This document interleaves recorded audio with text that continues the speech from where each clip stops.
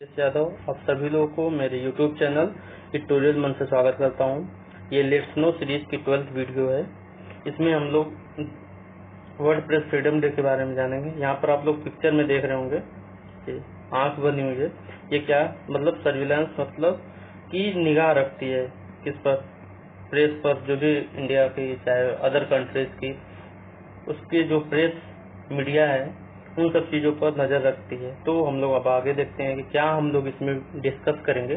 देखते हैं what we discuss. हम लोग इसमें डिस्कस क्या करेंगे इस वीडियो में। पूरी कंप्लीट वीडियो को देखते रहिएगा आप लोग। इसमें हम लोग वर्डप्रेस फ्रीडम इंडेक्स 2022 में जो हुआ है और ये कब हुआ है उसके बारे में जानेंगे। ओरिजिन कैसे हुआ इसका वर्डप्रेस का, उसको समझेंगे। रिपोर्टर्स विदाउट बॉर्डर्स ये क्या है उसके बारे में समझेंगे। और रैंकिंग ऑफ कंट्रीज, जितने भी कंट्रीज हैं सभी को तो नहीं, जो इम्पोर्टेंट कंट्रीज हैं टॉप और जो बॉटम, और कुछ इंडिया के जो नेबर्स हैं उन सब चीज़ों को, उन सब देशों को हम लोग कवर करेंगे इसमें। और इवेल्युएशन क्राइटेरिया, किस बेसिस पर ये कंट्रीज को रैंक किया जाता है, रैंकिंग की जाती है, उनको उसके बारे में जानेंगे। और इंडिया का जो रैंक है वो कितना आया है इस बार, उसके बारे में जानेंगे। और रीजन बिहाइंड की, मतलब इंडिया का जो रैंक ऊपर हुआ है या कम हुआ है उसके बारे में जो रीजन है उसको हम लोग देखेंगे। तो हम लोग देखते हैं वर्डप्रेस फ्रीडम इंडेक्स 2022। इसमें क्या उसकी जो थीम थी, थीम क्या है इसकी, जर्नलिज्म अंडर डिजिटल सीज। यहाँ पर डिजिटल सीज लिखा हुआ है, तो इसका क्या मतलब है। जो जर्नलिज्म है, पत्रकारिता, वो डिजिटल सीज मतलब डिजिटल खतरे में है। खतरे में ऐसे है कि जो भी डाटा न्यूज वाले कलेक्ट करते हैं, या फिर कोई संगठन या फिर कोई न्यूज़पेपर एजेंसी जो भी होती है, मीडिया प्रेस, वो जो भी डाटा कलेक्ट करती है तो उसको डर बना है। कैसे, किस प्रकार का डर बना है। डर ये है कि हमारे जो डाटा होते हैं ना वो कलेक्ट, ये लोग मीडिया वाले कलेक्ट कर रहे हैं, और ये क्या हो जा रहा है स्पाईवेयर के माध्यम से, या फिर सर्विलांस के माध्यम से, या फिर हैकिंग के द्वारा क्या हो जा रहा है कि डाटा को चोरी कर ले जा रही है। जैसे कि अभी कुछ दिन पहले हुआ था, स्पाईवेयर के बारे में आप लोगों ने सुना होगा। ये कोई एक सॉफ्टवेयर होता है, वायरस है ये, जो आपके मोबाइल या आपके फोन, लैपटॉप, पीसी, जहाँ भी आपके जो भी डाटा होंगे उसको चोरी कर लेगा। तो उसकी बात की जा रही है कि जो डाटा कलेक्ट की जा रही है उसकी चोरी हो जा रही है, या फिर उसकी हैक करके दूसरे देश, अलग अलग देश में वो डाटा शेयरिंग कर रहे हैं, डाटा बेच रहे हैं, उसको लेकर बात हो रही है यहाँ पर। और ये जो वर्डप्रेस फ्रीडम इंडेक्स 2022 है वो तो ठीक है, लेकिन जो ये WPFI जो होता है वो हर साल पब्लिश होता है, हर साल 3 मई को ये क्या होता है, पब्लिश होता है। और ये जो WPFI मतलब वर्डप्रेस फ्रीडम इंडेक्स है, इसका जो कौन सा एडिशन है, 20 मतलब 20वां एडिशन है ये। और इसको पब्लिश कौन करता है, रिपोर्टर्स विदाउट बॉर्डर्स, ये एक NGO है। और इसको हम लोग रिपोर्टर्स सेंस फ्रंटियर्स भी बोलते हैं। तो ये क्या करती है, यही इसको वर्डप्रेस फ्रीडम इंडेक्स को पब्लिश करती है। और इसमें 180 कंट्रीज हैं। और इसमें कुछ चीजें ये है कि इसमें डाटा स्कोर किया जाता है, जैसे कि 0 to 100 तक का डाटा होता है। तो 0 to 100 में जो सबसे 0 पाएगा वो सबसे वर्स्ट होगा, और जो 100 स्कोर करेगा वो टॉप पर रहेगा। तो ये हो गया। और इसमें ये भी निकल कर आया है कि जो 2 गुना 2 टाइम्स फोल्ड हुआ है, मतलब 2 गुना क्या हो गया है कि जो न्यूज है, जो मीडिया है वो पोलराइज्ड हो गई है। पोलराइज्ड मतलब किसी एक सेंट्रिक हो गई, मतलब एक ही सेंटर पर, जैसे कोई पार्टी से इन्फ्लुएंस हो गई है, या फिर कोई प्रेसिडेंट से, या फिर किसी भी एक नजरिए से ही देख रही है वो। तो मतलब ये पोलराइज्ड होने का मतलब है कि ये सेंट्रिक हो गई है, किसी एक ही चीज पर ज्यादा से ज्यादा वो चीजें लेकर कवर कर रही है, और उसी चीज को वो बढ़िया दिखाने के चक्कर में पड़ी हुई है।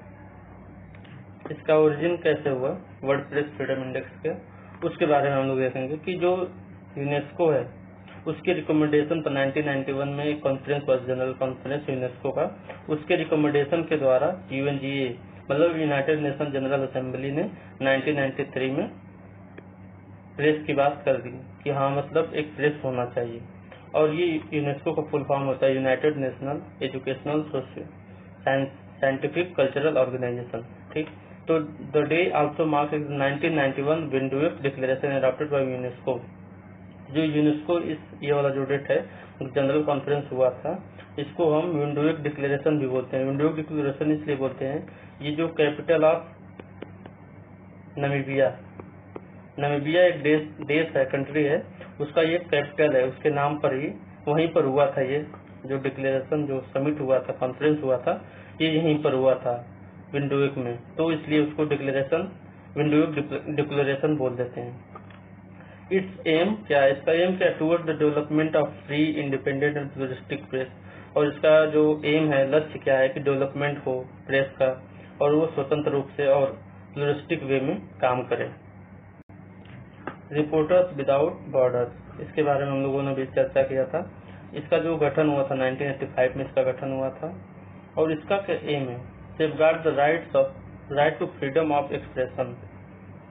फ्रीडम ऑफ एक्सप्रेशन किसका, फ्रीडम ऑफ एक्सप्रेशन जो मीडिया की, जो प्रेस की जो फ्रीडम ऑफ एक्सप्रेशन होती है, जैसे कोई प्रेस किसी के अंडर में काम न करे, वो फ्री होकर एक न्यूट्रल जो करेक्ट इंफॉर्मेशन को शेयर करे, करेक्ट इंफॉर्मेशन को लोगों के बीच में कम्युनिकेट करे या इंफॉर्मेशन शेयर करे, तो उसको बोला है कि aim to safeguard the right to freedom of expression.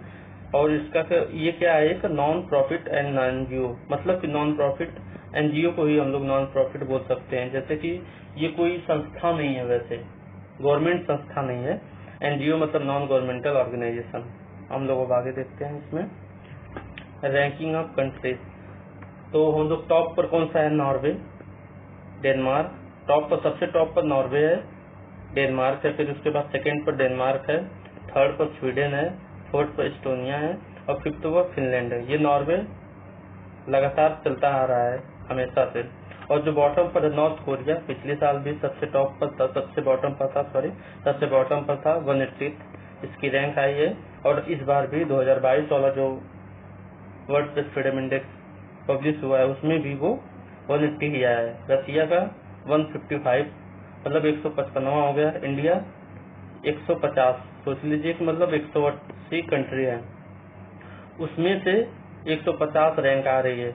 और बोला जाता है कि इंडिया बहुत बड़ी, मतलब सबसे ज्यादा लोकतांत्रिक देश है। तो इस वे में अगर कोई देखेगा, कोई समझेगा, तो कैसे कहेगा कि अगर भारत एक लोकतांत्रिक देश है, डेमोक्रेटिक देश है। और चाइना का 175 है, पाकिस्तान का 157 है, बांग्लादेश का 162 है, और श्रीलंका का 146 और म्यांमार का 176। ये सब जो क्या है इंडिया के नेबर कंट्री हैं।